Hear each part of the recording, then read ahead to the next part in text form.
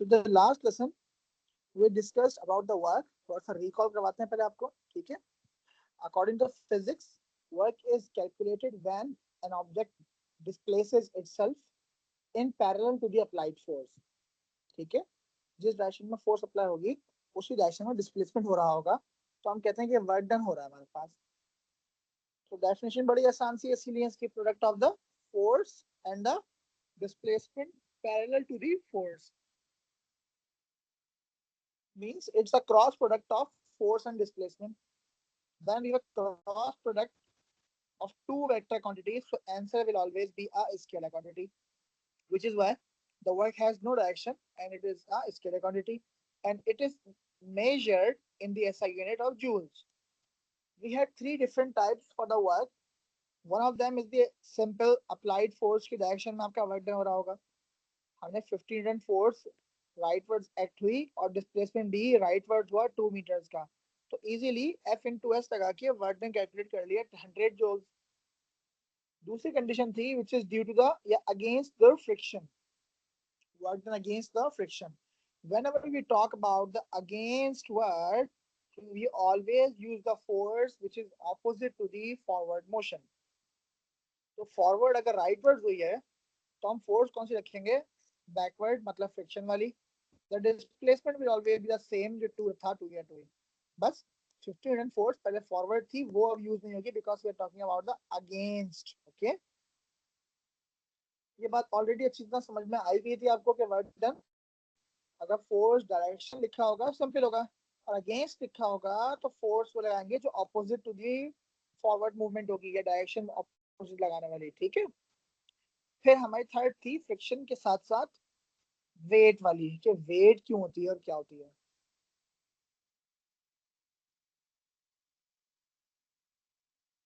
Ji Muahid, I am already going with a brief lecture what we have done in the last lesson. ठीक है. Whatever we have done in yesterday, beta, we did only 30 minutes lesson yesterday due to some personal reason. My internet was not working fine. I was at the hospital, so internet service was not working properly. So what we are doing here is we are revising the yesterday's work that we did in the last lesson, and inshallah we will continue it with the energy. Okay, हमने कल से work पढ़ा था बेटा. So we have a friction of 10 newtons when the ball is coming down on this line. The friction will always be in the opposite direction, which is in the opposite matlab upwards with a 10 Newton force.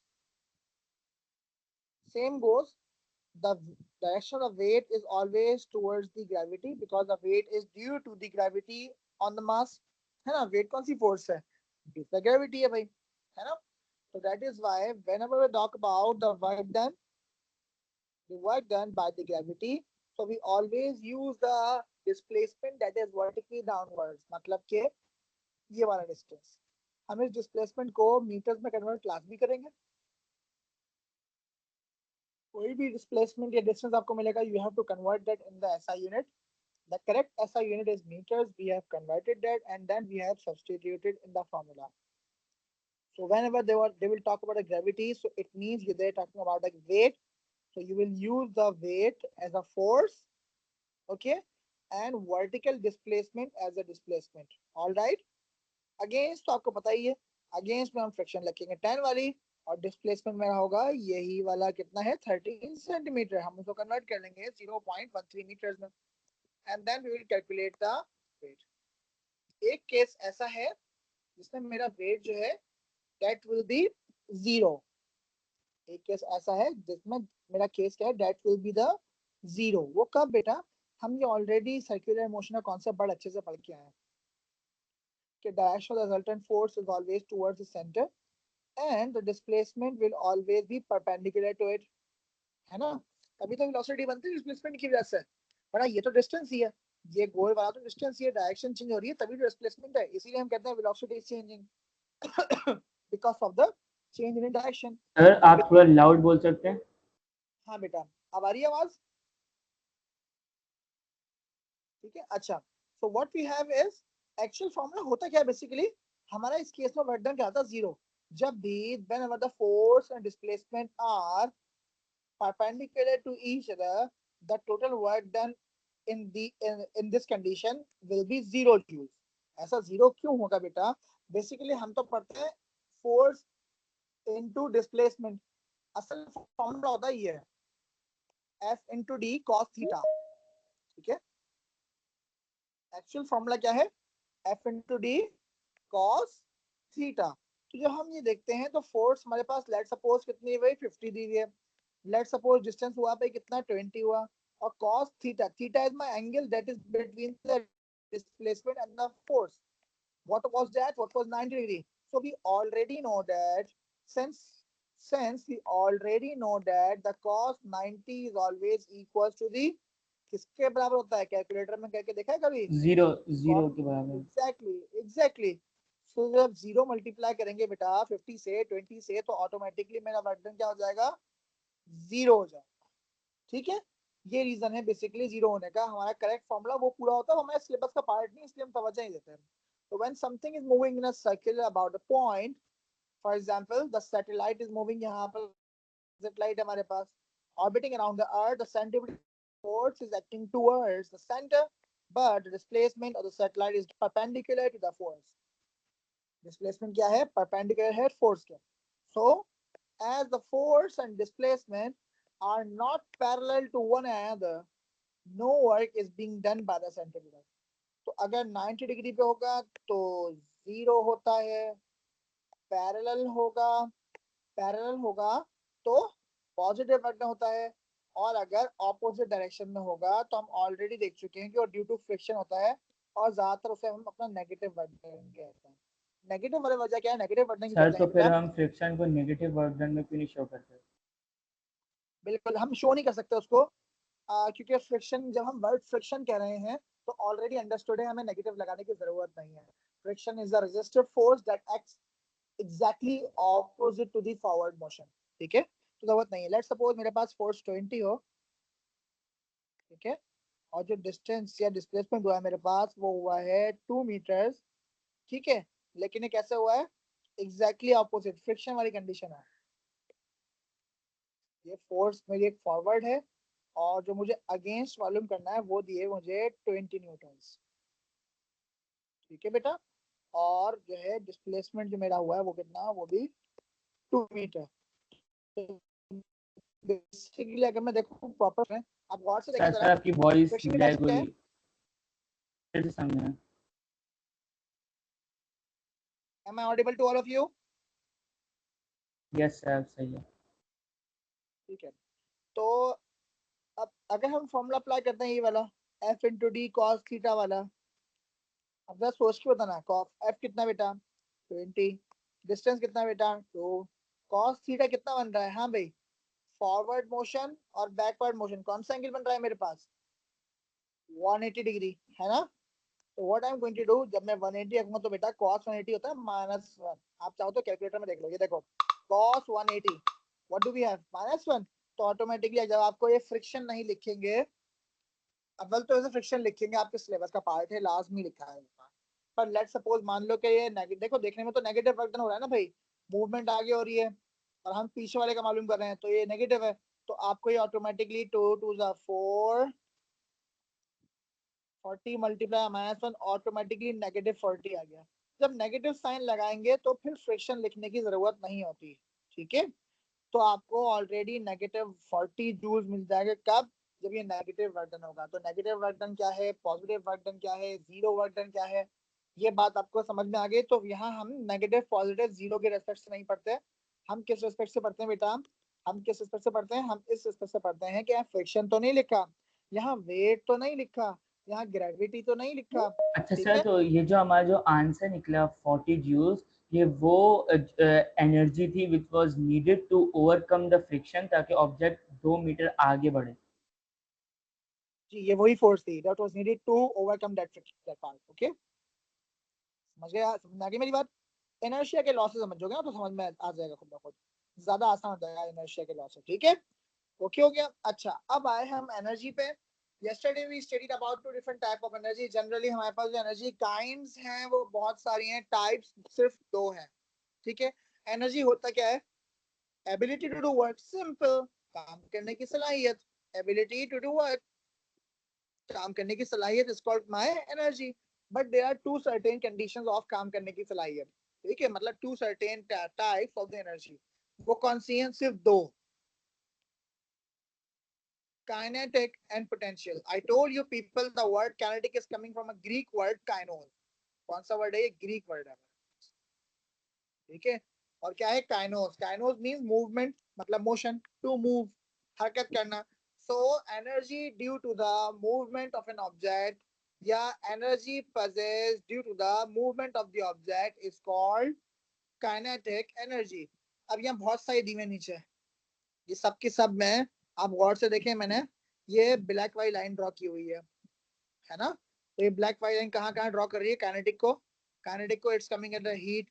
तो क्या heat का molecule move करते हैं? Answer is yes, exactly करते हैं. तो heat is thermal, therm में molecule move करते हैं. अभी प्रेशर में पढ़ेंगे और प्रेशर के बाद पूरी थर्मल फिजिक्स में भी पढ़ेंगे. ओके, तो इंशाल्लाह आपको समझ में आएगा कि हाँ भाई ये मूव कर रहे हैं. फिर साउंड में मेरा साउंड हमेशा ट्रेवल करता है, यहाँ से वहां. Particles move from left to right, या जिस डायरेक्शन में मूव कर रहे हैं. तो sound is a kinetic energy, is a type of. ठीक है. Similarly light, light travels from sun to the earth, ऐसे ट्रेवल करती है, आती है यहाँ तक. ठीक है, तो that is why light also travels, so it's a part of kinetic energy.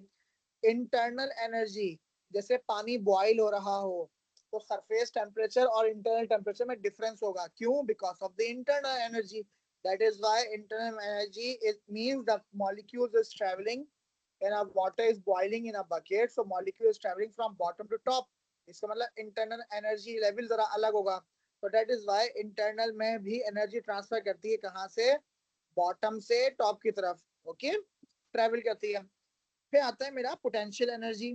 Potential potential energy means energy stored in an object, यानी कि you can the capability of doing work, काम करने की सलाहियत होना, लेकिन वो काम नहीं कर रही है अभी. फॉर एग्जांपल आपकी बैटरी का करंट, जब तक कि हम बैटरी को किसी इलेक्ट्रिक करंट, इलेक्ट्रिक वायर से कनेक्ट नहीं करते, उसकी एनर्जी ट्रेवल करना स्टार्ट नहीं करती है ना. हम उसको we enable that energy from potential to electric, मतलब काइनेटिक.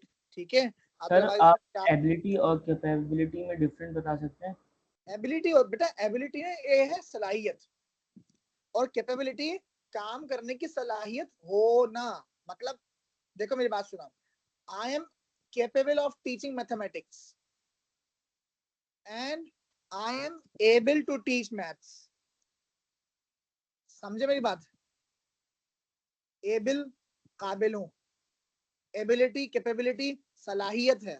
काबिल होना का मतलब है, काबिल हूं मतलब प्रिपेयर्ड हूं, मैं ये काम कर रहा हूं. ठीक है, और केपेबल मतलब मैं काम करने के काबिल हूं, लेकिन मैं अभी ये काम नहीं कर रहा. I am capable of teaching mathematics. You are capable of doing your homework. ठीक है, आप अभी कर रहे हैं, नहीं कर रहे हैं, कभी करेंगे तो you will be doing your homework. ठीक है, एबिलिटी और कैपेबिलिटी में जरा सा फर्क है. तो इन शॉर्ट आप अपना पोटेंशियल को यूं समझें कि पोटेंशियल कैपेबल क्यों कह रहे हैं? कि वो अपनी एनर्जी को स्टोर करता है. So the energy stored in an object is known as the potential energy, और वही स्टोर करने के बाद कैपेबल बन जाता है, इस काबिल बन जाता है कि ये वो काम कर सके. ठीक हो गई बात? तो पोटेंशियल इज केपेबल, मतलब जितनी भी स्टोर एनर्जीज होंगी उन सब में पोटेंशियल होगा. इट मींस कार में डलने वाला पेट्रोल, कार में डलने वाला पेट्रोल, कौन सी एनर्जी होता है कार में डलना पेट्रोल भाई? Chemical energy. हम जो फूड खाते हैं, whatever we eat, whatever we eat is known as what? हम जो खाना खाते हैं वो कौन है? केमिकल एनर्जी है. So that is why we can say that the potential energy indicates chemical energy. जिस चीज केमिकल में भी एनर्जी स्टोर होगी वो क्या कहलाएगा मेरा? Chemical potential. इलास्टिक पोटेंशियल भी होता है, मतलब वो एक्सटेंड होता है और एक्सटेंड होके वापस अपनी जगह पे आ जाता है. कब एक्सटेंड होता है? जब उस पर हम उसको मूव करते हैं. ठीक है, उसके बाद न्यूक्लियर. न्यूक्लियर में कोई मूवमेंट नहीं होती, मतलब न्यूक्लियस तो एक जगह पे एक कंफाइंड होता है, खाली इलेक्ट्रॉन रोटेट कर रहा होता है. तब भी न्यूक्लियर एनर्जी अब बहुत ज्यादा एक्सट्रीम अमाउंट ऑफ एनर्जी रखता है. सर कैसे? न्यूक्लियर फिजन तो हमारे सिलेबस में नहीं है ना? है बेटा, न्यूक्लियर फेज पूरी पढ़ेंगे ना, अभी आएगी हमारे पास. ठीक है, पूरी nuclear atomic and nuclear phase का पूरा ब्रांच है मेरे बच्चे. ठीक है, और फिर मेरी ग्रेविटी. कभी ग्रेविटी ट्रेवल नहीं करती भाई। ग्रेविटी कौन सी है? नॉन कांटेक्ट फोर्स है ना ग्रेविटेशनल पोटेंशियल में। तो ग्रेविटेशनल एनर्जी जो है मेरी, उसमें जो ग्रेविटेशनल फोर्स है वो नॉन कांटेक्ट फोर्स है, कभी ट्रेवल तो नहीं करती, but still we experience it. फिर भी हम उसको एक्सपीरियंस करते हैं, क्यों? क्योंकि वो भी मेरी ग्रेविटेशनल पोटेंशियल है। तो all of the red ones that are starting from the potential are potential energy, जैसे कि chemical potential, nuclear potential, elastic potential, gravitational potential, ठीक है। और कैनेटिक में कौन कौन सी हैं? Heat, light, sound, internal. Light के अलावा भी टाइडल, आपको पता ही है। हाइड्रो इलेक्ट्रिक पावर, जिससे एनर्जी बनती है हमारी, ठीक है। कौन सी? वाटर। तो वाटर वेव्स में जो एनर्जी होती है वो भी बेटा, ये सारी की सारी कैनेटिक में आती हैं। ओके हो गया? अब सोर्सेज ऑफ द एनर्जी क्या है मेरे पास, मतलब वो कौन सी सोर्सेज हैं जिनसे मुझे एनर्जी मिलती है। हम ये ज्योग्राफी में ना ऑलरेडी O2 के बच्चे बड़ा अच्छा पढ़ के आते हैं, ठीक है। ज्योग्राफी का जिन्होंने पेपर दिया होता है या पढ़ा होता है, तो बेटे ऐसी तमाम resources which run out quickly when they are used and their regeneration rate is quite huge as compared to the rate of utilization। मतलब ऐसी तमाम रिसोर्सेज जिनको बनने में कई हजार साल लगे हैं और उनका कंजम्पशन रेट जो है वो बहुत ज्यादा हाई है, ठीक है। तो उनको रीजनरेट में तो बहुत ज्यादा हजारों साल चाहिए, और हम उसको बहुत जल्दी से यूज करते हैं, खत्म हो जाती है, जल जाती हैं, फ्यूम्स बन जाते हैं उसके। तो all of these resources are said to be the non renewable resources, ठीक है। कोल, तमाम फॉसिल फ्यूल्स, तमाम फॉसिल फ्यूल्स आपके क्या है? नॉन रिन्यूएबल है। कोल हो गया, ऑयल हो गया, नेचुरल गैस हो गई, और न्यूक्लियर तो खुद भी ऑलरेडी कौन है? नॉन नॉन रिन्यूएबल में आता है। रिन्यूएबल कौन से? जैसे वाटर, ठीक है, solar, tidal, wind energy, geothermal, biogas कचरे से बनने वाली, जियोथर्मल जमीन के अंदर की हीट, ये सब की सब फौरन फौरन वापस से रिन्यू होती जाती है। इसका मतलब इनका regeneration rate is very fast as compare to the rate of consumption. So that is why the reserve do not affect, ठीक है, reserves do not affect and we can easily use the resources again and again। कुछ ऐसी sources हैं जो कभी भी सन पर depend नहीं करती, बाकी सबकी सब सन पर डिपेंड करती हैं। That is why the sun is considered as the most important resource of the energy. तो जो नहीं करती वो कौन कौन सी है? These are the tidal, geothermal and the nuclear। The tidal is due to the movement of the moon, the gravitational energy from the moon attracts the water towards itself। Geothermal, the heat that is obtained from the core of the earth। Russia में geothermal energy से सबसे ज्यादा बिजली बनाई जाती है। Nuclear, भले ही सूरज हो या ना हो, जब सूरज नहीं था तब भी न्यूक्लियर रिएक्शन के थ्रू फ्यूजन हुआ, जिसमें ड्यूट्रियम और ट्राइटियम, मतलब 2 मॉलिक्यूल वाला हाइड्रोजन और 3 मॉलिक्यूल वाला हाइड्रोजन क्या हुआ? कंबाइन हुआ, जिससे हीलियम बनी, और जिसकी वजह से हीलियम रिएक्शन की वजह से सूरज आज तक अवेलेबल है। तो न्यूक्लियर भी सन पर डिपेंड नहीं करता। ये जो भी कुछ मैंने आपको न्यूक्लियर के बारे में पढ़ाया, हम आगे पढ़ेंगे तो परेशान नहीं होना है इसके लिए, ठीक है। न्यूक्लियर फिर इसमें आएगा हमारे पास। Then we move towards the gravitational potential energy, ठीक है भाई। पहली एनर्जी, एक बात हमेशा मेरी दिमाग में बिठा के रखें, बहुत जरूरी है ये। किसी भी ऑब्जेक्ट में ग्रेविटेशनल पोटेंशियल एनर्जी ज्यादा कब होगी? जब वो ज्यादा हाइट पर जाएगी। So whatever the object is moving, if it reaches at the maximum height or more height, so for example, मैं अपने हाथ से 2 बॉल्स फेंकता हूँ ऊपर, एक लेफ्ट हैंड से एक राइट हैंड से। राइट हैंड वाली बहुत ज्यादा ऊपर जाएगी, लेफ्ट हैंड वाली कम ऊपर जाएगी, क्योंकि मैं लेफ्ट हैंडेड नहीं हूँ भाई, ठीक है। तो इसका मतलब मेरी एनर्जी, पोटेंशियल एनर्जी ज्यादा किसमें अप्लाई हुई है? राइट हैंड वाले में, क्योंकि वो ज्यादा हाइट पर गई है, ठीक है। ऐसे ही है, जैसे कोई किसी ने ब्रेकफास्ट किया होगा या नाश्ता किया हो आराम से, तो उसमें एनर्जी ज्यादा होगी। तो उसमें क्योंकि एनर्जी ज्यादा है तो वो ज्यादा हाइट तक भाग भाग के चला जाएगा। और कोई शख्स सब 3 दिन से भूखा है, पानी प्रॉपर नहीं मिला हुआ उसको, उसको अगर आप बोलें कि आपको पहाड़ पे जहाँ ये पहला वाला बंदा गया नाश्ता करने के बाद आपको जाना है, वो उसका हाफ भी नहीं जा पाएगा। क्यों? उसके अंदर केमिकल एनर्जी, केमिकल पोटेंशियल ही बहुत कम है, ठीक है। तो इट मीन्स जो एनर्जी स्टोर हुई है बॉडी में, उसकी पोजीशन से वो जितना ग्रेविटेशनल फील्ड के ऑपोजिट ऊपर जाएगी, उसका मतलब उसमें उतनी ही ग्रेविटेशनल पोटेंशियल एनर्जी ज्यादा है। ओके हो गया? So basically it is due to the pull of the gravity on the object in the field. So when the gravity acts on the object which is directed towards the ground, but if the object has more capacity or more potential energy in itself, so it reaches even higher distance or even higher vertical distance. ठीक है? नहीं sir, तो वो तो जब object की height के ऊपर होता है तो उसका कैपेबिलिटी होती है कि वो नीचे गिर जाए, क्योंकि उसके ऊपर ग्रेविटी एक्ट कर रही होती है। समझ गया आपकी बात, बिल्कुल सही बोला आपने। अब सुनना मेरी बात। मैं पहले यहाँ तक गया कितने सेकंड लाइन तक, ये पहली लाइन दूसरी लाइन, ठीक है? क्योंकि मुझे मैं यहाँ पर आके थक गया। थकने का मतलब I am drained, I have no potential energy to go even further. फिर मैंने ब्रेकफास्ट वगैरह किया, अगले दिन पानी वानी पूरा पी के आया, और अब मैं इस हाइट तक चला गया इस बॉक्स को लेके।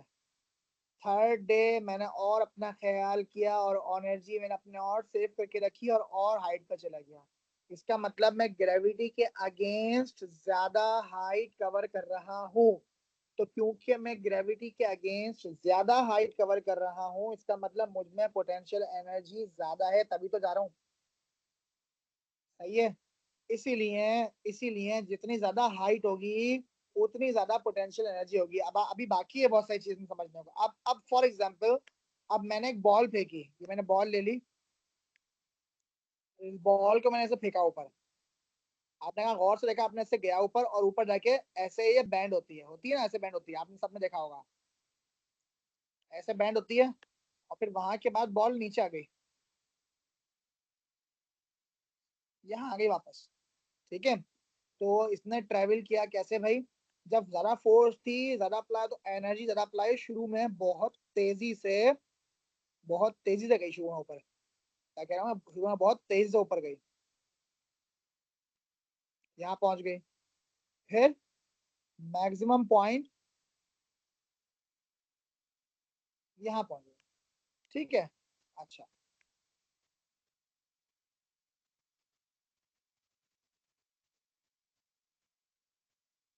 अब आपने एक बार नोट की, यहाँ डिस्टेंस बढ़ा लिया हमने, फिर और डिस्टेंस कम हो गया, फिर और डिस्टेंस कम हो गया, और यहाँ पर आके तो डिस्टेंस बिल्कुल ही खत्म हो गया। और फिर जब ये नीचे आई तो इसकी स्पीड शुरू में यहाँ पे आई 1 सेकंड में, दूसरे सेकंड में ये यहाँ पहुंच गई, और तीसरा सेकंड पूरा हुआ भी नहीं था और ये जमीन पे आ गई बिल्कुल रेस्ट पर। What do we observe by this? इसका मतलब हमें इससे क्या नजर आ रहा है कि ये ज्यादा डिस्टेंस कवर हो रहा है। बेटे जरा समझिएगा मेरी बात को, ये 1 सेकंड, हर सेकंड का टाइम लिया मैंने। ये पहले सेकंड में यहाँ पहुंची, दूसरे सेकंड में यहाँ, तीसरे में यहाँ, 4, 5 और 6। तो क्या बोला मैंने? मैंने बोला कि कितना,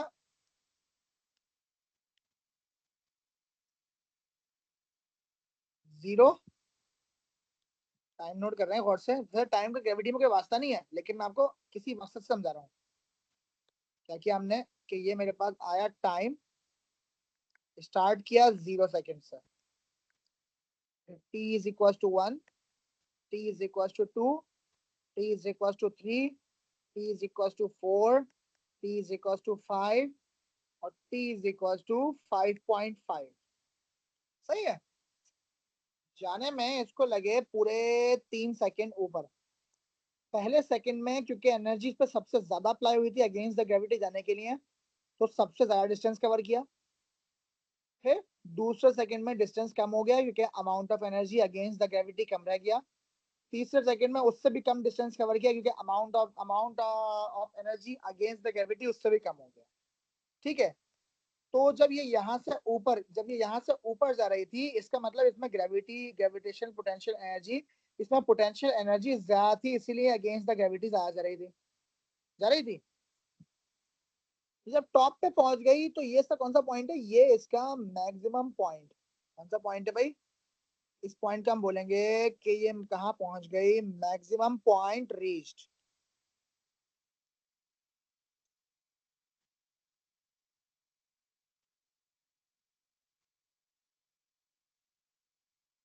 है ना। आपको पता है मैक्सिमम पॉइंट रीच्ड पे इसकी पोटेंशियल एनर्जी कितनी रह गई, जरा गौर से देखें। वहां पे कोई स्पीड है इसकी, वहां पे स्पीड जीरो हो जाती है। क्या हो जाती है, मैक्सिमम पॉइंट पे पहुंचने के बाद स्पीड हो जाती है 0 मीटर पर सेकेंड। मतलब वो एक इंस्टेंट होता है जहां ये कहाँ आ जाती है, रेस्ट पर आ जाती है। कोई भी ऑब्जेक्ट किसी भी ऑब्जेक्ट का ऊपर फेंकते हैं, कोई एक पॉइंट जब अगर उसको नीचे वापस आना है तो एक पॉइंट ऐसा आएगा जहां उसकी स्पीड जीरो हो जाएगी रेस्ट पे। और जब उसकी स्पीड यानी कि रेस्ट पर आ जाती है तो उसकी पोटेंशियल एनर्जी भी जीरो हो जाती है। ठीक है।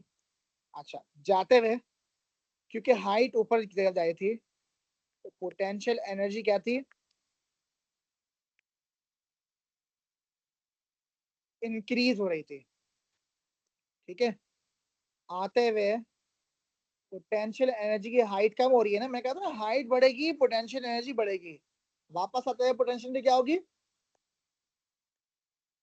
डिक्रीज हो जाएगी। और अभी काइनेटिक पढ़ाने के बाद आपको बताऊंगा मैं कि जब पोटेंशियल इंक्रीज होती है तो काइनेटिक डिक्रीज होती है, जब काइनेटिक डिक्रीज होती है तो पोटेंशियल इंक्रीज होती है। ये हमेशा एक दूसरे के ऑपोजिट होती है। क्यों होती है, ये मैं law of conservation of energy पढ़ाऊंगा तब आपको बताता हूँ। ठीक है।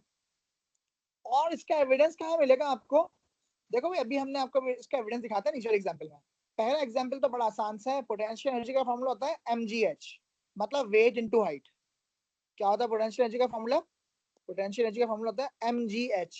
mg क्या है मेरा, mg is equal to weight, तो वेट इनटू हाइट। तो मेरी वेट मतलब जितना ज्यादा मेरा weight against the gravity height cover करेगा उतनी ज्यादा पोटेंशियल एनर्जी। ओके हो गई बात। तो इसलिए वेट इनटू हाइट क्या है या पोटेंशियल एनर्जी क्या है, बात एक ही है, mgh का है। ठीक है। अच्छा, अब हमने लगा लिया फॉर्मूला से एग्जांपल में। हमने कहा भाई मास कह रहे हैं 200 ग्राम से, ग्रेविटी इतनी है और हाइट कितनी कवर की इस बॉल ने ऊपर जाने के लिए 40 मीटर। हमने फॉर्मूले में रखा, इजीली कैलकुलेट कर लिया, आ गया आंसर। कोई मुश्किल काम नहीं है, इंतहाई आसान तरीका है। जी वानिया बेटे कुछ कह रहे हो आप।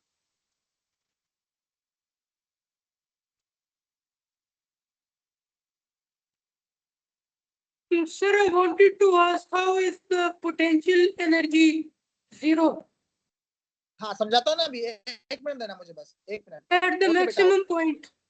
हाँ समझाता हूँ बेटा, एक मिनट देना बस मुझे। सर मुझे ये मुझे सब भी आपसे कुछ चीज पूछनी है। हाँ बेटा, एक मिनट रुको। अब जरा गौर से देखिएगा, इधर देखिए, अभी आपको कॉन्सेप्ट क्लियर होगा। Calculate the loss in gravitational potential energy of the ball. कहाँ थी बॉल, 10 पर, स्लाइड होके कहाँ आ गई, 4 पे। ये एग्जांपल पढ़ेंगे तो ऑटोमेटिकली बहुत सारा कॉन्सेप्ट क्लियर हो जाएगा। कितनी हाइट डिक्रीज हो गई, हाइट कितनी डिक्रीज हो गई, 6 मीटर्स। कितनी हाइट डिक्रीज हो गई, 6 मीटर्स हाइट मेरी डिक्रीज हो गई, यहां से नीचे आए।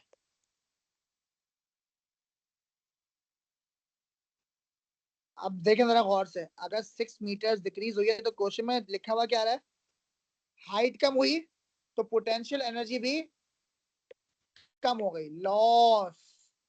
ठीक है। और हाइट बढ़ रही है तो पोटेंशियल एनर्जी बढ़ रही है। अब मुवाहिद भाई ने क्वेश्चन पूछा कि सर ये मैक्सिमम पॉइंट पर जाने के बाद इसकी पोटेंशियल एनर्जी जीरो कैसे हो गई, है ना बेटा।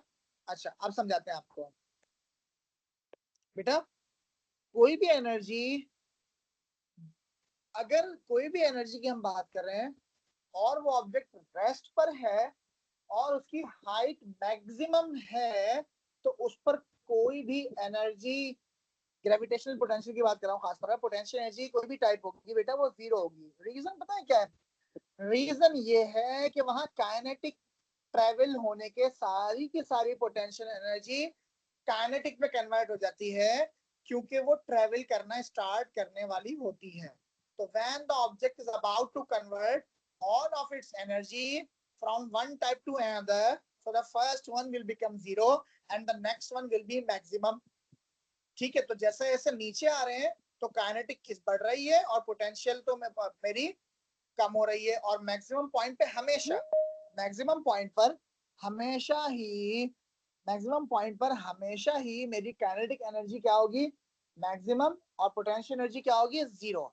कैसे हो जाएगी, अभी बहुत सारे एविडेंस अभी आपको और मिलेंगे। ठीक है, अभी बहुत सारे एविडेंस आपको और मिलेंगे। अभी आपको ये पॉइंट और बहुत अच्छे से क्लियर हो जाएगा जब हम एग्जाम्पल्स करेंगे ना सॉल्व, तो बहुत ही ज्यादा अच्छे से ये सब आपको क्लियर समझ में आ जाएगा। ठीक है। सर लेकिन एक चीज बताएं, अगर एक हाँ बेटा, अगर एक ऑब्जेक्ट ऊपर की तरफ ट्रेवल करेगा तो उसका पोटेंशियल डिक्रीज नहीं होगा? डिक्रीज, हाँ गुड क्वेश्चन। देखो बेटा, पोटेंशियल डिक्रीज तब होगा जब उसकी सारी एनर्जी दूसरी टाइप में कन्वर्ट हो रही हो। पहले समझो, एनर्जी एक ऐसी क्वांटिटी है जो हम देखो, पूरी यूनिवर्स में ना दो क्वांटिटीज ऐसी हैं जो हमने नहीं बनाई, एक टाइम और एक एनर्जी। ठीक है, ये कभी खत्म भी नहीं होते, कभी रुकते भी नहीं है। तो क्या कहा मैंने, ये कभी खत्म भी नहीं होते और रुकते भी नहीं है। इसका मतलब एनर्जी कभी खत्म नहीं होती, इसका मतलब सारी की सारी एनर्जी हमेशा किसी और टाइप में कन्वर्ट होती है, किसी और टाइप में कन्वर्ट होती है। So when we to say that the gravitational potential energy is zero at the point we choose as the reference level from the ground or the tabletop, it means that the zero at the infinite range. मतलब वहां at that maximum height, the maximum chance of the object will be to come down, and when it comes down, the maximum amount of kinetic energy at the maximum height when we throw an object vertically upwards will be converted. तो जब सारी की सारी ही energy मेरी height पर आकर maximum हो जाएगी काइनेटिक, तो पोटेंशियल तो जीरो हो जाएगी, क्योंकि पोटेंशियल ही तो कन्वर्ट हुई है काइनेटिक में। ये हम कहाँ पढ़ते हैं, ये बेसिकली कॉन्सेप्ट है law of conservation of energy का। क्या है कि energy can neither be created and not be destroyed, it always transfers from one form to another, but the total energy of the system remains same. ठीक है, अब इसका मतलब क्या होगा, टोटल अगर सेम है तो टोटल सेम है का मतलब सारी की सारी पोटेंशियल अप्लाई हो गया ऑब्जेक्ट को ऊपर आने में। और जब ऑब्जेक्ट सारा पोटेंशियल उसका ऊपर आने का खत्म हो गया और अब मैक्सिमम कौन हो गई, ग्रेविटी मैक्सिमम हो गई, पोटेंशियल एनर्जी नहीं हुई, ग्रेविटी मैक्सिमम हो गई। ग्रेविटेशन एनर्जी की बात नहीं कर रहे, सिर्फ ग्रेविटी क्वांटिटी मैक्सिमम हो गई। क्यों? क्योंकि सारा पोटेंशियल जो ऊपर जाने का था ऑब्जेक्ट का, वो सारा का सारा खत्म हो चुका। ठीक है, अब वो इतना पोटेंशियल ऑब्जेक्ट पर रहा ही नहीं कि ग्रेविटी उसको नीचे खींच रही हो जाए। जब ग्रेविटी उसको नीचे की तरफ पुल कर रही हो तो उसका पोटेंशियल अब बचा ही नहीं कि वो ऊपर जाए। तो इस पॉइंट पर आकर मैंने जो उस पर पोटेंशियल एनर्जी अप्लाई की थी वो हो गई जीरो, क्योंकि सारी की सारी एनर्जी अब किस में कन्वर्ट हो गई, काइनेटिक में। क्यों? क्योंकि अब इसके देखो, यहाँ पे इसकी स्पीड कम होती जा रही थी ना, जितनी ज्यादा हाइट ऊपर आ रही थी उतना कम डिस्टेंस कवर कर रही थी है, उतना कम डिस्टेंस कवर कर रही थी, मतलब जितनी ज्यादा हाइट पे जा रही थी उतना कम डिस्टेंस कवर कर रही थी। कम डिस्टेंस कवर करने का मतलब इसमें जो अपनी पोटेंशियल एनर्जी हमने इस पर लगा के भेजी थी जोर से फेंक कर ऊपर, वो खत्म होती जा रही है। तो जब खत्म होती जा रही है तो इसका मतलब पोटेंशियल एनर्जी यहाँ पे आके बिल्कुल खत्म हो गई। सारी की सारी एनर्जी किसमें कन्वर्ट हो गई, अब नीचे आने वाली क्वांटिटी में। और नीचे आने के लिए क्वांटिटी कौन सी होती है बेटा, काइनेटिक एनर्जी। तो अब इस पॉइंट पर when the potential energy is zero, तो काइनेटिक क्या होगी, मैक्सिमम होगी। और इस पॉइंट पर खासतौर पर ग्राउंड लेवल पर यहाँ पर पोटेंशियल एनर्जी क्या थी, मैक्सिमम थी, तो काइनेटिक क्या थी, जीरो। हमेशा वाइस वर्सा होगा, हमेशा। ओके हो गया? अब आप पूछें, क्या कुछ पूछना है, फिर इस एग्जाम्पल को भी सॉल्व करवाते हैं आपको।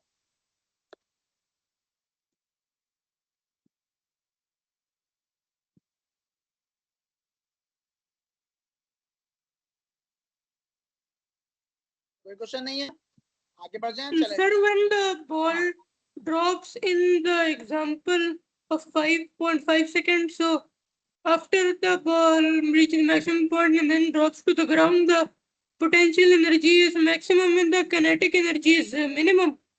Yes, at the ground kinetic is zero, minimum nahi, kinetic is zero and potential is maximum at the ground level. Okay, सही हो गया? और at the height the Yes, sir. potential is zero and kinetic is maximum. So, Vice sir, versa. during the up to down phase, they are changing the Yes. oppositely. Yes, oppositely. Every time wherever the energy is, these two are every time are opposite to each other. For example, I'm using my battery to run my fan.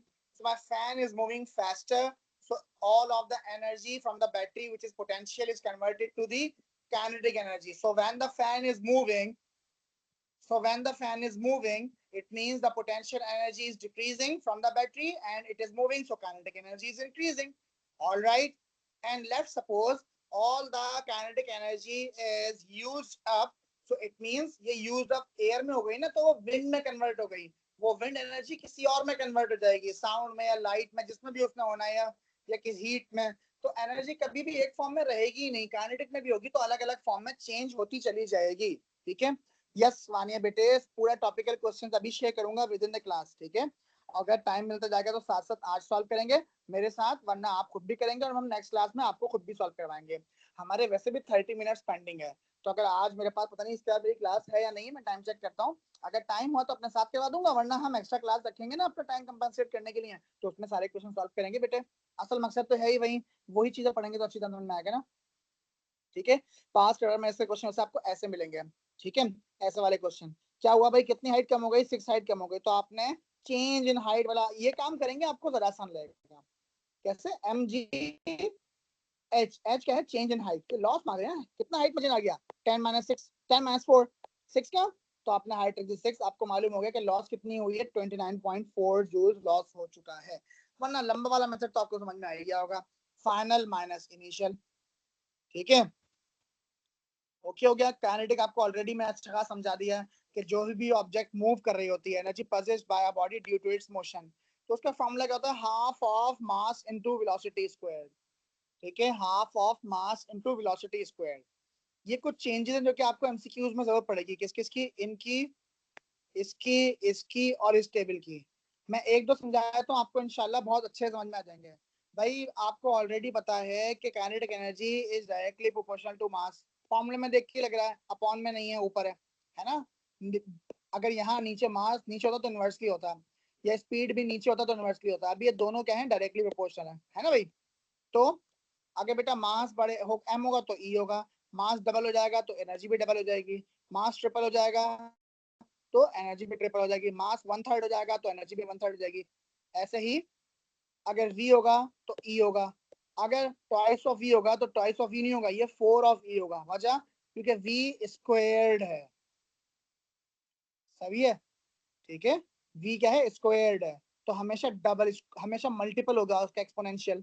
तो अगर 2v है तो बनेगा मेरा 4e, अगर 3v है तो बनेगा 9e.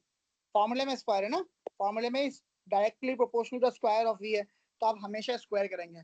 अब क्वेश्चन कैसा आता है, आपको एमसीक्यूज दिखाऊंगा इंशाल्लाह, हम प्रैक्टिस करेंगे ना, आपको दिख जाएगा.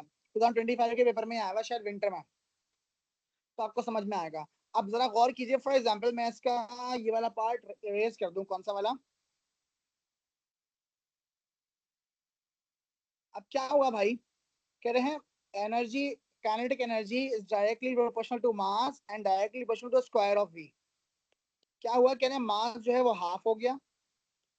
क्या हो गया, मास, मास जो है वो हाफ हो गया, और मेरे पास जो, ओहो क्या हो गया ये, हाँ जी, मास जो है वो हाफ हो गया, और जो स्पीड है वो 1/3 हो गई. आपने कुछ भी नहीं करना. क्या हुआ आपका, एनर्जी के मुकाबले में मास जो है वो हाफ हो गया. आप चाहो तो 1/2 कर लो. ठीक है. और आपकी जो स्पीड है वो क्या हो गई, वो 1/3 हो गई. क्या हो गई, 1/3. फिर आप 1/3 का स्क्वायर ले लेंगे, 1/3 का स्क्वायर कर लेंगे. स्क्वायर क्यों करेंगे, क्योंकि है ही स्क्वायर के डायरेक्टली प्रोपोर्शनल. तो इजीली आपकी ये कंडीशन बन जाएगी जो हमने बनाई हुई है. क्या हुआ, हाफ हो गया और वो 1/3 का स्क्वायर हो गया. समझ गए आप मेरी बात. ठीक है. क्या कर रहे हैं हम, देखो ये टर्म यहाँ मल्टीप्लाई हो रही है ना, अगर मुझे इनका मैग्नीट्यूड चाहिए तो वहां जाए क्या हो जाएंगी, एनर्जी से डिवाइड होंगी. तो देखो एनर्जी से डिवाइड कर दिया, क्योंकि मास हाफ हो गया था तो 1/2 वहां हाफ आ गया, मतलब पॉन में आ गया. और वेलोसिटी क्या हुई थी, 1/3 हो गई थी, तो वो भी 1/3 कर दी हमने, और स्क्वायर अपन कर लिया तो 9 × 2 = 18. तो एनर्जी क्या हो गई, E/18 हो गई, मतलब कि 18th टाइम हो गई. ठीक है. 18th मतलब 1/18. सिमिलरली मास अगर 2m था तो आपने 2 लगा दिया, डायरेक्टली था. 2v था तो 2 का स्क्वायर क्या रहेगा, 4, तो एनर्जी क्या रहेगी 8 टाइम्स रहेगी. इसके क्वेश्चंस करवाएंगे आपको, तब जाके प्रैक्टिस होगी। आपने टेबल को अच्छी तरह देख लेना है सिर्फ अभी के लिए, आज इस पे बैठ के टाइम लगा देना है, इस चीज को मद्देनजर रखते हुए, इस चीज को मद्देनजर रखते हुए आपने इस पे थोड़ा टाइम लगा लेना, मुश्किल से समझ में आएगा, ड्राई चीज है ये कॉन्सेप्ट क्योंकि, ठीक है, तो प्रॉब्लम होगी। काइनेटिक एनर्जी आने कैलकुलेट करना, स्पीड है 8, मास है 600, लगा दिया फॉर्मूला 8 स्क्वायर और 600 मल्टीप्लाई 1/2, इजीली कैलकुलेट कर लिया। कह रहे लॉस इन या गेन इन काइनेटिक एनर्जी, देखो ऊपर जा रहा था, गौर कीजिएगा मेरी बात पे, when the ball was in loss तो हाइट में चेंज आया था, तो गेन नहीं था, लॉस था। और अब बॉल नीचे आ रही है, वो 6 से, वो 4 से 10 तक गई थी ना, 4 से 10 तक गई थी, तो हमने 10 माइनस 6 किया था, सॉरी 10 से, सॉरी माय बैड, एक मिनट, वो जो अभी हमने देखा उसमें वो हाइट पहले 4 थी और बाद में हाइट कितनी हो गई थी, 10 हो गई थी, तो ऊपर गई थी, बढ़ गई थी, तो हमने कहा भाई फाइनल माइनस इनिशियल, ये काम किया हमने, ठीक है, 6 आई थी, तो मतलब ऊपर जा रही थी, तो क्या हो रही थी, लॉस हो रहा था, और ये नीचे आने में क्या हो रहा है, देखो गेन, तो नीचे आ रहे हैं तो गेन हो गया, वही सेम काम आपने गेन निकालना सिर्फ, तो यहाँ ऑलरेडी 5 पे थी, अब 8 हो गई इसकी स्पीड, चेंज इन स्पीड रख देंगे सिर्फ और सिर्फ, क्या कहा मैंने, चेंज इन स्पीड रख देंगे सिर्फ और सिर्फ, और लगा दिया फॉर्मूला, ठीक है। तो हमने क्या पढ़ा, अभी इसको अभी बताते हैं आपको, क्या हमने क्या लिखा है, हमने क्या पढ़ा कि when the potential energy decreases the kinetic energy increases, ठीक है, याद रखिएगा ये वाली बात, ये बात भी याद रखिएगा, v square minus u square इसके बराबर बिल्कुल भी नहीं होता, ठीक है, कोई गड़बड़ नहीं होनी चाहिए। मैंने आपको लॉ का रेफरेंस ऑलरेडी ठीक ठाक तरीके से दे दिया है, ऑलरेडी लॉ का रेफरेंस ठीक ठाक तरीके से दे दिया है, वो क्या है कि the law of conservation of energy, वो क्या है, energy can neither be created, ना ही हम उसको क्रिएट कर सकते हैं, ना ही हम उसको डिस्ट्रॉय कर सकते हैं, हमेशा एनर्जी कन्वर्ट होती रहती है एक फॉर्म से दूसरी फॉर्म में, बट अगर टोटल एनर्जी हम बात करें किसी सिस्टम की, तो वो हमेशा हमेशा कंजर्व हो जाती है, मतलब उतनी ही होती है, लेकिन यहाँ से वहां चेंज हो जाती है, कन्वर्ट हो जाती है। क्लोज सिस्टम मतलब वैक्यूम, या फिर ऐसी जोन जहां बाहर से किसी भी एनर्जी का इंटरफेरेंस ना हो रहा हो, ठीक है, system means no energy enters और लीव्स द जोन, जैसे बर्निंग ऑफ अ कोल, आपको पता है बर्निंग ऑफ अ कोल में क्या होगा, केमिकल एनर्जी होती है, हीट रिलीज होगी, लाइट रिलीज होगी, अब ये लाइट और हीट कहाँ जाएगी, हमारे सराउंडिंग में, हमारे सराउंडिंग में कन्वर्ट हो जाएगी ना भाई, तो produce together converted into our surrounding, ठीक है, तो ये चेंज हो जाएगी, और फिर हम बोलेंगे अरे कहाँ गई हीट, हीट तो खत्म हो जाएगी ना, हीट वहां नहीं रहेगी ना, आग जब तक जल रही है, जब तक एनर्जी रिलीज हो रही है, फिर वो सराउंडिंग में वेस्ट हो जाएगी, ठीक है, जो वेस्टेड एनर्जी होती है surrounding, this is called dissipated, so energy dissipated means energy wasted in the surroundings is called dissipated energy। हमें ऐसा कैसे मालूम होगा, एक बड़ा अच्छा एविडेंस है, हमारे पास इलेक्ट्रिसिटी का वायर है ऐसे, ये मेरे पास बिजली का तार है, ठीक है, इलेक्ट्रिक वायर में क्या होता है बेटा, बहुत बारीक बारीक मेरे पास इसमें इसके इलेक्ट्रॉन्स ट्रेवल करने के लिए अंदर इसमें पार्टिकल्स हैं, फॉर एग्जांपल कॉपर है, ठीक है, अब क्या होता है, इलेक्ट्रिसिटी आगे कन्वर्ट होता, आगे ट्रेवल करती है इसमें ऐसे, ऐसे इस तरफ जा रही है, ठीक है, जब ये मुसलसल कोलिजन से वाइब्रेट करते रहेंगे, मुसलसल कोलिजन से वाइब्रेट करते रहेंगे, तो अंदर के मॉलिक्यूल्स का along with the electrons temperature क्या होगा, टेम्परेचर इंक्रीज होता है, किससे, कोलिजन से, किस वजह से, कोलिजन से, अंदर बहुत ज्यादा मेरे पास फ्रीक्वेंट कोलिजन हो रहे हैं,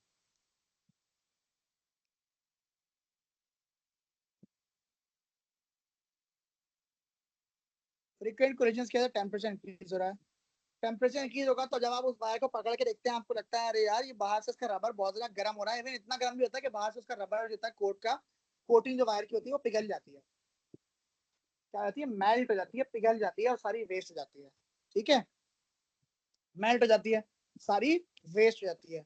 इस केस में हमें समझ में क्या आया कि ये क्या हुआ, ये ऐसा हुआ कि मेरी energy in form of heat सारी सराउंडिंग में वेस्ट हो गई, ठीक है, सारी सराउंडिंग में, और उस जगह के आसपास का टेम्परेचर थोड़ी देर के लिए गर्म हो जाता है, जैसे हम आग के पास खड़े हो जाओ हाथ सेकने के लिए सर्दी में, ठीक है, तो और लेकिन वो एनर्जी देर तक वहां नहीं रहती, सारी की सारी डिसिपेट हो जाती है, क्या कहती है, डिसिपेटेड, और dissipated means the energy that wasted in a surrounding is called the energy dissipation, alright, समझ में आ गई बात, dissipated means the energy which has wasted in the surroundings is known as the energy dissipation. यहाँ तक बात समझ में आ गई भाई? क्लियर हो गई बात कि एनर्जी हमेशा एक फॉर्म में नहीं रहती, दूसरी फॉर्म में कन्वर्ट हो जाती है। अस्सलाम वालेकुम सर शुएब, क्या हाल है? हाँ क्लास चल रही है क्लास चल रही है, हाँ जी। नहीं फिजिक्स चल रही है ना, क्लास फिजिक्स चल रही है। खत्म हो जानी चाहिए थी अब तक, लेकिन थोड़ा एक्स्ट्रा टाइम लगा रहा हूँ मैं। कल मैंने क्लास जल्दी खत्म की थी और अभी भी थोड़ा लेट, 10-15 मिनट लेट हो गया था। ठीक है, मैं आपको कॉल बैक करता हूँ। ठीक है, 2 मिनट। अच्छा, तो अब ये केस दिए हुए अलग अलग। अब आप 100 केस पढ़ लें, जितनी एप्लीकेशन पढ़ेंगे उतनी अच्छी बात होती है। या आपका अपना रीडिंग टाइम है। क्या है? Object falling from a height, मैंने आपको ऑलरेडी बता दिया है। ग्रेविटेशन से काइनेटिक में कन्वर्ट हो जाएगी। मैक्सिमम पॉइंट, मिनिमम पॉइंट पे काइनेटिक वापस बढ़ गई, और मैक्सिमम पॉइंट पे काइनेटिक 0 थी।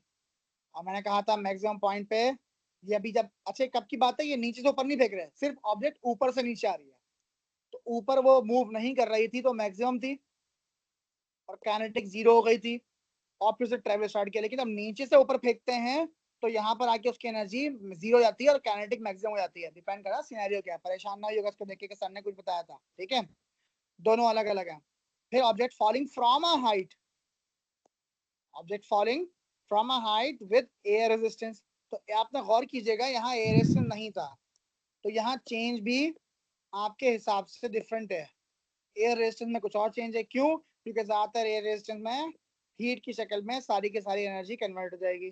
ठीक है, 20 जूल्स मेरे वेस्ट हो गए सराउंडिंग में, किस में? ठीक है, और फिर यहाँ 10 जूल्स वेस्ट हो गए, किसमें? हीट में। समझ में आती है बात? तो इसका एनर्जी हमेशा अपनी फॉर्म चेंज करती रहती है। Ball colliding with the ground and sir rebounding. तो अगर एक ऑब्जेक्ट अपनी मैक्सिमम हाइट पे होगा और अगर वो वहां से गिरता है तो वो अपनी मैक्सिमम हाइट पे अपनी फुल पोटेंशियल पे होगा और नीचे फिर उसकी एक काइनेटिक एनर्जी बढ़ती रहेगी जैसे जैसे और गिरता काइनेटिक, जाएगा। हाँ, और पोटेंशियल कम होती जाएगी जैसे जैसे हाइट कम होगी। समझ गए? ओके हो गया? देखो यहाँ दिया हुआ है ना, ये ball colliding with the ground and rebounding. अब बताओ, जितनी बार कोलिजन होगा रिबाउंड कर रही है, रिबाउंड कर रही है मतलब कोलिजन होगा, तो अपनी सारी एनर्जी कहाँ कन्वर्ट हो जाएगी? ग्राउंड में या तो, या फिर हीट में, है ना? तो काइनेटिक एनर्जी इलास्टिक पोटेंशियल में और हीट में कन्वर्ट हो रही है। समझ गए बात? देखो बॉल की शेप देखो, बाकायदा ओवल हो गई टकराने के बाद, मतलब सारी एनर्जी उसकी रिबाउंडिंग में कन्वर्ट हो गई। ठीक है, और कुछ हीट में। फिर इलास्टिक पोटेंशियल किस में कन्वर्ट होगी? वापस से काइनेटिक में, फिर से ठप्पा खा के एकदम ऊपर टिप करते ही, और वापस से हीट में कन्वर्ट होगी। ठीक है, लेकिन अब स्पीड थोड़ी कम हो जाएगी, कुछ एनर्जी इसकी रिबाउंडिंग ठप्पा खाते वक्त, टिप करते वक्त, या जमीन से कांटेक्ट करते वक्त ज्यादा एनर्जी कोलिजन में लॉस हो चुकी है। ऐसे बहुत सारे केस दिए हैं, अभी ये मत पढ़ना आप, अभी आपको समझ में नहीं आएगा ये वाला केस। ठीक है, 7-8 पढ़ लेना, 6 वाला भी आपको क्या पता मुश्किल लगे, समझ में ना आया, इलेक्ट्रिसिटी पढ़ेंगे तब आ जाएगा। ठीक है, ये एग्जाम्पल खुद सॉल्व करके देखिए घर पे, आपको ये लाजमी समझ में आनी चाहिए। नहीं आएगी तो मुझे बताएंगे लाजमी। ठीक है, इसमें एनर्जी लॉस के बारे में बात हो रही है। लास्ट आते हैं हम अपने इस टॉपिक के पावर, फिर एफिशिएंसी ले जाएगा बस। अच्छा, पावर अभी गौर कीजिएगा, तो मेरी बात पे बहुत गौर से कीजिएगा। हमारे पास 2 कार्स हैं और दोनों कार्स को हमारा एक ही ड्राइवर 1 बाय 1 चलाता है। ठीक है, कितनी कार्स हैं? 2 कार्स, और दोनों कार्स का जो इंजन है वो 1800 सीसी है। कितना सीसी है? 1800 सीसी।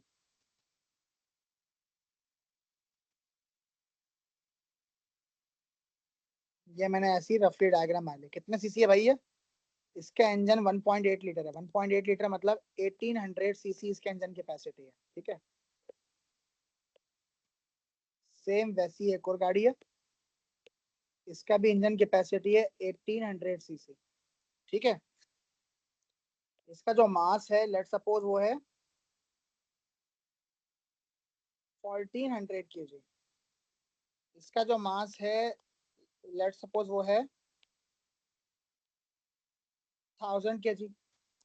लेकिन जब दोनों को भगा के चेक किया तो ये वन, इसका जो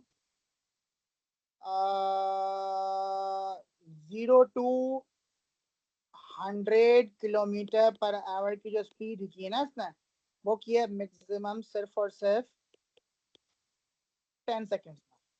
लेकिन जब इसको टेस्ट किया, लेफ्ट वाली को, इसकी 0 से 100 किलोमीटर पर आवर जब टेस्ट किया, उसको लगा टाइम 14 सेकेंड्स। अब बड़ी लॉजिकल सी बात है, दोनों के इंजन कैपेसिटी सेम है, मास इसका 1000 है, इसका 1400 है, इसका मास है ना, इसको तो 100 पर देर में जाना चाहिए, लेकिन इसको लगे सिर्फ और सिर्फ 10 सेकेंड 0 to 100 में, और इसको 0 to 100 में लग रहे हैं 14 सेकेंड। ऐसा क्यों? ऐसा इसलिए है क्योंकि इसका जो इंजन है उसके हैं 167 लेट सपोज या 170 हॉर्स पावर। कहाँ गया हमारा वो, एक सेकेंड, हाँ जी, इसका जो इंजन है उसमें है 176 हॉर्स पावर। सर उसकी एफिशिएंसी ज्यादा है। अभी आते हैं ना, एक मिनट आता है। एफिशिएंसी नहीं, एफिशिएंसी के अलावा से पहले कुछ और चीज है, और इसका जो है 176 लेना, 176 हॉर्स पावर है, ठीक है। और इसका जो इंजन की जो पावर है वो कितनी है, वो है 189 हॉर्स पावर। इसका मतलब सुना, पावर होता है कि कितनी जल्दी से एनर्जी कन्वर्ट हो रही है, और जितनी जल्दी से एनर्जी कन्वर्ट होगी, जितनी जल्दी से एनर्जी कन्वर्ट होगी उतनी ही जल्दी वर्क डन होगा। वर्क डन क्या है, जितना जल्दी से एनर्जी ट्रांसफर हो रही होगी, ठीक है।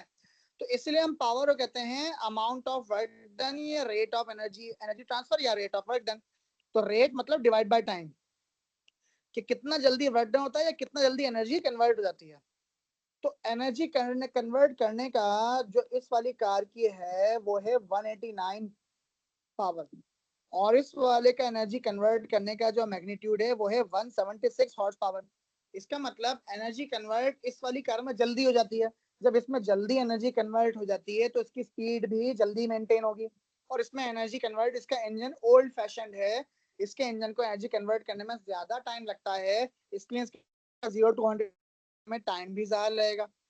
सही है। तो पावर क्या है, जैसे दो मोटर्स लगा दी हमने, हमें 5th फ्लोर पर पानी फेंकना है, एक की पावर ज्यादा है उसमें जल्दी पानी भर देगी वो टैंक में आपके, और एक की पावर कम है तो वो आपके टैंक को पानी भरने में ज्यादा टाइम लगाएगी, ठीक है।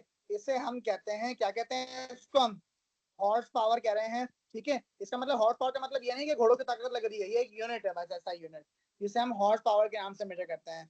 तो पावर क्या है, rate of work done या rate of the energy transfer means the amount of work done in a second or the amount of energy transferred in a second।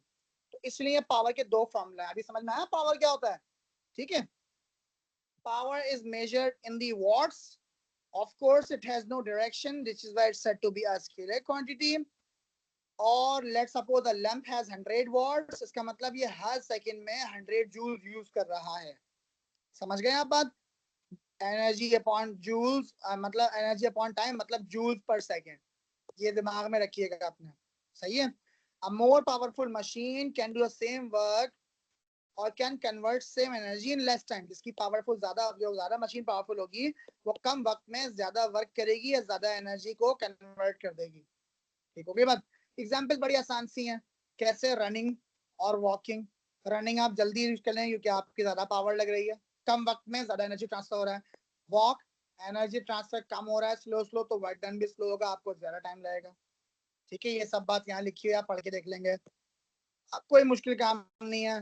mgh से पहले हमने एनर्जी निकाली, एनर्जी रखो यहाँ पर सब्स्टिट्यूट कर दिया और टाइम से डिवाइड किया, मालूम हो गई कितनी वॉट्स है। चेक कर लें इस एग्जाम्पल को एक बार, मैं 1 मिनट रुकता हूँ, जल्दी से चेक कीजिए क्या कर रहे हैं इसमें।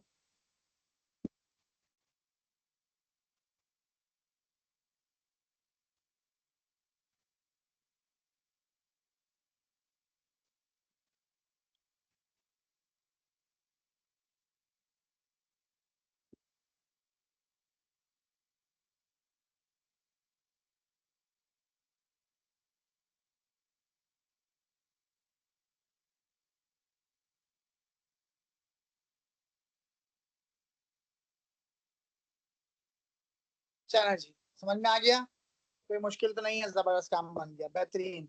अब आता है लास्ट अभी के लिए, efficiency.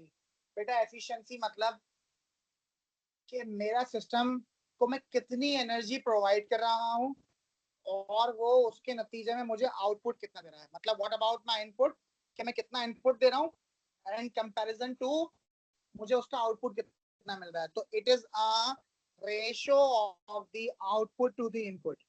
Efficiency is the ratio of output and the input. Efficiency is always measured in the percentage, इसीलिए हम इस रेशो को, जो इसका रेशो बताया मैंने, रेशो मतलब फ्रैक्शन भी हो सकता है, एक ही बात है। तो रेशो जो मैंने बताया उसको हम परसेंटेज में कन्वर्ट करने के लिए मल्टीप्लाई बाय 100 कहते हैं। मैंने मैथ्स वाले बच्चों को ऑलरेडी बताया हुआ है कि रेशो क्या होता है और हम किस तरह उसको रेशो को फ्रैक्शन में लिखते हैं, दोनों बातें सेम होती हैं। तो the ratio of output to the input is called the efficiency, and we need to convert the efficiency always in a percentage, so we have to multiply by the 100. Acha, as you already know that the work done is equals to the energy transfer. तो इस वजह से अगर fraction में ऊपर work done है चलेगा, क्योंकि नीचे भी वर्क डन है। ऊपर एनर्जी है नीचे भी एनर्जी है चलेगा। पावर है नीचे भी पावर है चलेगा। ऊपर आउटपुट हमेशा नीचे इनपुट। और एज आई टोल्ड यू कि वर्क डन और एनर्जी सेम है, तो अगर ऊपर वर्क डन है आउटपुट में और नीचे एनर्जी इनपुट में, कोई प्रॉब्लम नहीं है, चलेगा, दोनों बातें सेम होती हैं। और ऊपर एनर्जी है नीचे वर्क डन चलेगा, लेकिन ये पावर के साथ नहीं चल सकता।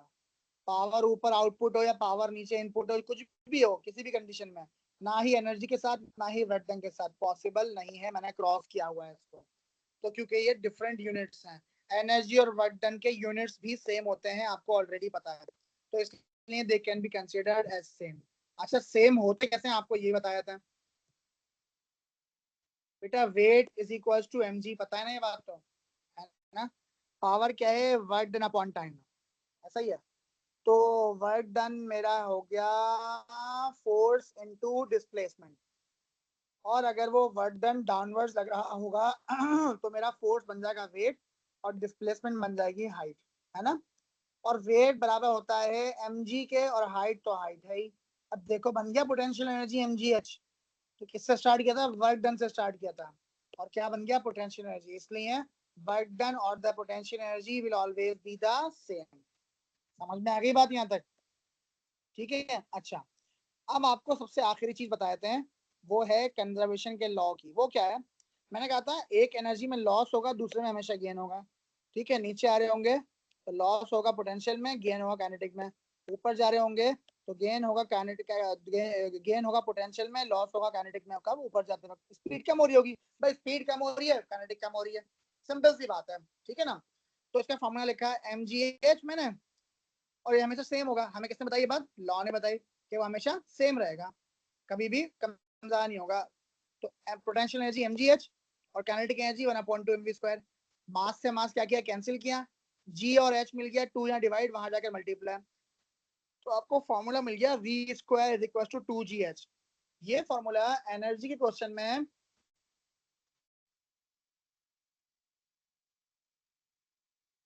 एक ही बात है, इनपुट रखे हैं, टोटल इनपुट रखे हैं, आपको टोटली गिवन होगा एक ही दफा, ठीक है। सही है मोबाइल बेटा। अच्छा, इस पे आते हैं, पहले फिर उसको समझा भी देता हूँ मोबाइल अभी ठीक से। तो ये फॉर्मूला मिल गया, ये फॉर्मूला कब यूज होगा, जब क्वेश्चन आ गया एनर्जी के टॉपिक का और आपसे स्पीड मालूम करने का कहेंगे और डिस्प्लेसमेंट या डिस्टेंस गिवन नहीं होगा।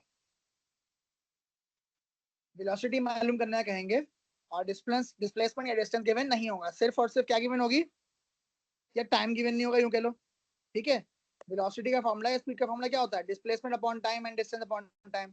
तो आपको टाइम भी गिवन नहीं होगा, बिना टाइम के जब एनर्जी का क्वेश्चन आएगा तो आप ये फॉर्मूला यूज करेंगे। सिर्फ हाइट गिवन होगी या वर्टिकल डिस्टेंस गिवन होगा, आपको स्पीड चाहिए होगी, तो ये फॉर्मूला यूज होता है। या तो हाइट गिवन होगा तो स्पीड चाहिए होगी, और स्पीड गिवन होगा तो हाइट चाहिए होगी, तो ये फॉर्मूला आपको एनर्जी के एक पार्ट में आएगा, हम अभी इसको यूज भी करेंगे इंशाल्लाह, ठीक है। इनपुट कहें या टोटल इनपुट कहें बेटा, एक ही बात होती है, कोई फर्क नहीं पड़ता उससे, ठीक है। सही हो गया बात। अच्छा, मैं ये भेज रहा हूँ आपको पूरी फाइल, इसमें कुछ क्वेश्चंस सारे ही सॉल्व और कुछ क्वेश्चंस भी, तो आपने इनको बैठ के अच्छी तरह से देखना है। मैंने स्क्रीनशॉट जगह जगह से लेके अटैच किए हुए हैं, ठीक है। ये सॉल्व करके देखने हैं, अच्छी तरह समझना है, और जो कुछ भी नहीं आएगा वो आप मुझे बताएंगे। कुछ क्वेश्चंस कट किए हैं तो समझ जाए, जो कट हुए हैं वो अभी आपको नहीं करना है, ठीक है। वो करंट वगैरह के होंगे, और जब वो आप कर लेंगे तो ऑब्वियसली आपका लेवल भी बूस्ट हो जाएगा। फिर मैं आपको अपने साथ तो बहुत सारे क्वेश्चंस करवाने वाला हूँ ही, ठीक है। सारी पूरी फाइल भेज दूंगा, क्या नाम है, आप सब लोगों को ना पूरी फाइल भेज दूंगा, ठीक है। पूरी फाइल आपके पास आ जाएगी, सारी चीजें, ये डिफरेंट जगह से क्वेश्चन स्क्रीनशॉट लेके मैंने अटैच किए हुए हैं, तो आपको सारे क्वेश्चन मिल जाएंगे, कुछ सॉल्व किए हुए, कुछ सॉल्व नहीं भी किए हुए, तो आप इजीली इनकी प्रैक्टिस सुकून से बैठ के कर लेंगे। ठीक हो गया? तो यहाँ तक अभी हम रोक रहे हैं।